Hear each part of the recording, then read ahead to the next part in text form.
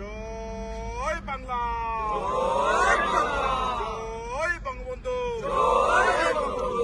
শুভ শুভ শুভ দিন শেখ হাসিনার জন্মদিন, শুভ শুভ শুভ দিন শেখ হাসিনার জন্মদিন।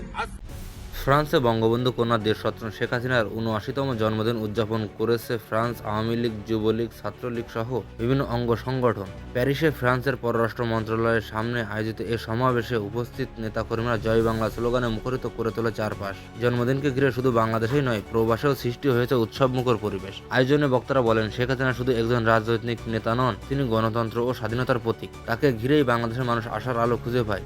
তারা দৃঢ় কণ্ঠে জানান, যত বাধাই আসুক, গণতন্ত্র প্রতিষ্ঠার লড়াই থামানো যাবে না।